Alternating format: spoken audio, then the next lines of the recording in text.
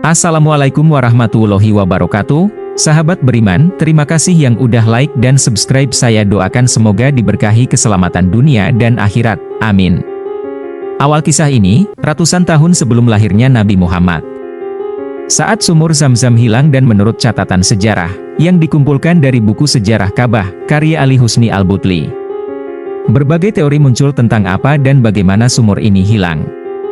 Dari mimpi-mimpi mistis Abdul Muthalib kemudian beberapa orang harus menyelam ke dalam sumur. Kisah narasi ini mengeksplorasi perpaduan antara sejarah tradisi Islam dan legenda, serta keajaiban yang melingkupinya.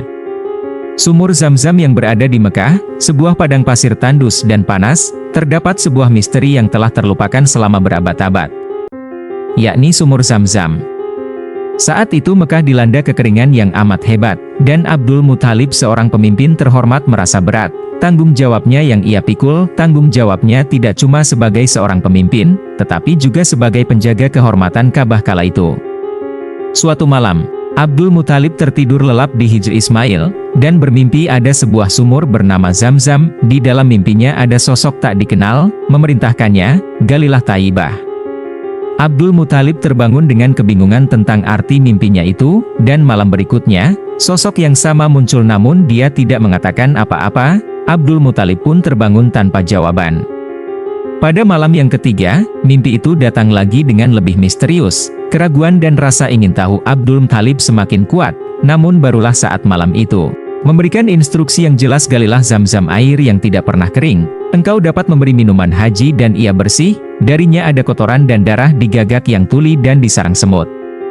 Dengan tanda-tanda yang telah ia dapatkan, Abdul Muthalib bangkit dengan semangat dan mulai menggali di lokasi yang kini dikenal sebagai sumur Zam-Zam. Setelah beberapa kali penggalian yang melelahkan, akhirnya struktur dinding sumur mulai terlihat. Air yang murni dan segar akhirnya dapat dinikmati, membawa lega bagi mereka yang telah lama haus. Namun yang lebih mengejutkan, di dalam sumur tersebut ditemukan dua patung rusa emas, pedang dan perisai peninggalan yang membingungkan dan memukau. Abdul Muthalib dengan air mata kegembiraan berseru, "Allahu Akbar, inilah sumur Ismail." Kabar tentang Zam-Zam pun cepat menyebar, dan orang-orang Quraisy pun mengerumuni Abdul Muthalib. Mereka mengklaim bahwa sumur itu milik bersama, sebab pernah milik Ismail. Tetapi Abdul Muthalib dengan tegas menolak, menyatakan sumur itu adalah karunia khusus dari Allah yang diberikan kepadanya. Konflik atas kepemilikan sumur Zam-Zam ini tidak kunjung usai. Hingga akhirnya kesepakatan tercapai untuk membawa masalah ini kepada seorang wanita arif dari suku Sad Bishriyah. Abdul Muthalib bersama beberapa orang Quraisy berangkat ke Syria, membawa harapan dan keyakinan yang kuat bahwa keadilan akan berpihak kepada mereka. Namun di tengah perjalanan mereka kehabisan air. "Kita harus berbagi apa yang kita punya," ucap salah seorang Quraisy. Melihat rombongan lain yang tidak mau berbagi air mereka, Abdul Muthalib dengan kebijaksanaan yang melegenda pun berkata, "Kita serahkan pada Allah, Dia yang memberi kita sumur Zam-Zam. Dia pula yang akan memberi kita jalan keluar." Meski demikian, kekhawatiran dan keputusasaan mulai merasuki hati mereka.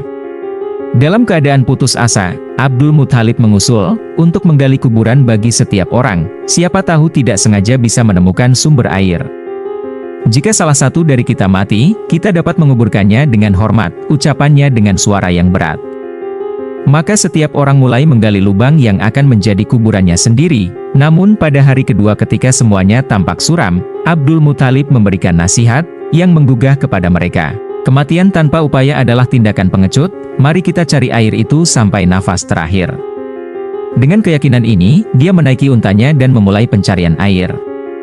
Untanya yang lemah dan haus tiba-tiba menapakkan kakinya dengan kuat ke tanah, dan secara ajaib air mulai mengalir dari tempat kaki unta tersebut. Allahu Akbar. Takjub akan mukjizat yang baru saja mereka saksikan, para sahabatnya bergabung dalam teriakan penuh syukur, dan mereka segera meminum air tersebut. Kemudian Abdul Muthalib mengundang rombongan lain yang telah menolak berbagi air dengan mereka. "Kita harus menunjukkan kebaikan meskipun mereka tidak melakukannya kepada kita," ujar Abdul Muthalib dengan lembut. Sikap mulia ini menarik perhatian rombongan lain. Mereka terkejut dan kagum akan kebaikan Abdul Muthalib. Sesampainya di Syria, Abdul Muthalib menceritakan tentang penemuan sumur itu, dan wanita arif itu mendengarkan dengan seksama seraya mengangguk-angguk. Setelah Abdul Muthalib selesai berbicara, ia berkata, Sumur Zam-Zam memanglah warisan dari Nabi Ismail, tetapi tidak semua warisan harus dibagi secara merata. Mimpi dan mukjizat yang diceritakan Abdul Muthalib adalah bukti bahwa dia telah dipilih oleh Yang Maha Kuasa untuk menjadi penjaga sumur ini. Desas-desus dan bisik rombongan Quraisy dan pengikutnya berseri-seri dan bersyukur dengan keputusan ini. Konflik atas kepemilikan sumur Zam-Zam berakhir. Tahun demi tahun berlalu, abad demi abad terlewati. Sebuah legenda lain di dunia Islam di Indonesia, menurut riwayat Sultan Maulana Mansuruddin, Sultan Antenun, setelah penyerahan kekuasaan kepada putranya Sultan Abdul Fadli, ia memulai perjalanan yang membawanya ke Baghdad dengan harapan mendirikan kedutaan besar Banten di sana, namun mimpi tersebut tidak berjalan seperti yang diharapkan, dan Sultan Maulana Mansuruddin mengalami kegagalan dan rasa malu yang mendalam. Dalam perjalanan pulang, Sultan Maulana Mansuruddin memutuskan untuk mengunjungi Mekah tempat dia berdoa dengan penuh pengharapan meminta petunjuk dari Allah untuk kembali ke Banten. Saat berdoa di dekat sumur Zam-Zam, Sultan Maulana Mansuruddin mendapat ilham untuk menyelam ke dalamnya, dengan iman yang kuat ia mengikuti petunjuk itu. Menyelam ke dalam sumur Zam-Zam dan secara mengejutkan dia muncul dari sebuah kubangan air di daerah Pandeglang, Banten.